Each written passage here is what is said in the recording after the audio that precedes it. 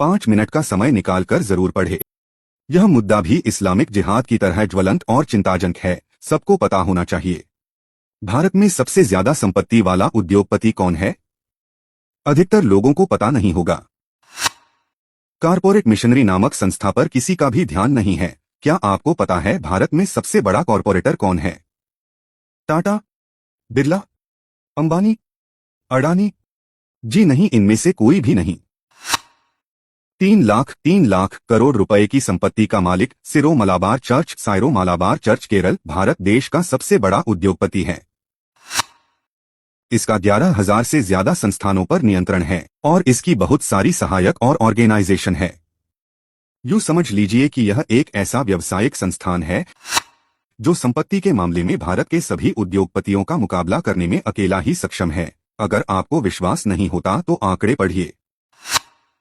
इसके अधीन है 1. 9,000 प्रीस्ट, 2. 37,000 नन, 3. 50 लाख से ज्यादा चर्च सदस्य, 4. 34 डायोसेस बिशप ईसाई मजहब के वरिष्ठ धर्मगुरु, 5. 3,763 चर्च, 6. 71 पादरी शिक्षा संस्थान, 7. 4,860 शिक्षा संस्थान, 8. 2,614 हॉस्पिटल और क्लिनिक, 9. 77 ईसाई शिक्षण संस्थान।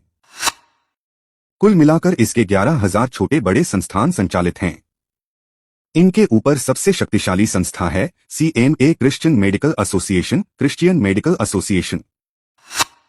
CMA के अंतर्गत ही देश भर में फैले हुए 1,514 वह बड़े संस्थान आते हैं जिनके तमाम स्कूल, कॉलेज, विश्वविद्यालय, हॉस्पिटल और अनाथालय हैं।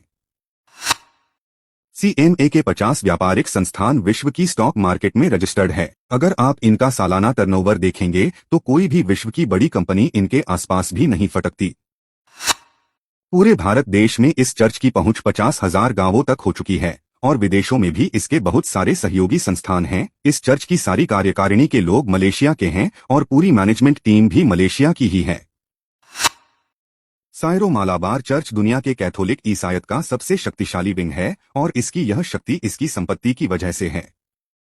यह इनकम टैक्स नहीं देता क्योंकि यह अल्पसंख्यक संस्थान है। सरकार इसकी संपत्ति का ब्यौरा भी नहीं देख सकती, इसलिए इसका आज तक कभी भी ऑडिट भी नहीं हुआ है। इसी वजह से इसकी वास्तविक चल संपत्ति का आज तक देश के किसी भी विद्वान, बुद्धिमान, होशियार, जागरूक, ईमानदार और कर्तव्यनिष्ठ कहलवाने वाले नेताओं को भी पता नहीं था। लेकिन अब यह देश के गृहमंत्री मोटा भाई की नजरों में आ चुका है।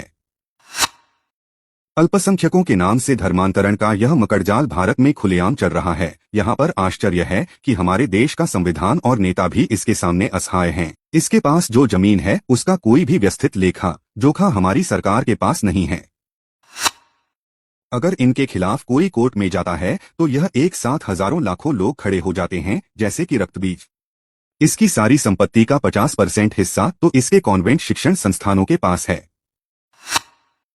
हिंदू संस्थाओं द्वारा चलाए जा रहे सभी स्कूलों पर टैक्स लगता है और RTE जैसे कानून लागू हैं। कॉन्वेंट स्कूलों पर ना कोई टैक्स लागू है ना ही कोई कानून। यह वही शिक्षण संस्थान है जहां अधिकतर हिंदू बच्चे महंगी फीस देकर पढ़ने जाया करते हैं। शिक्षा संस्थानों में बच्चों को भारतीय सभ्यता संस्कृति के मूल्यों से दूर किया जाता है। हम लोग कब समझेंगे कि हमारा ही पैसा एक दिन हमारी ही पीढ़ियों को निगल जाएगा?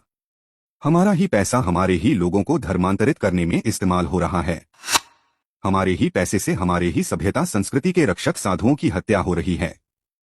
हमारा ही पैसा नक्सलवाद और देश विरोधी कार्यों में इस्तेमाल हो रहा है।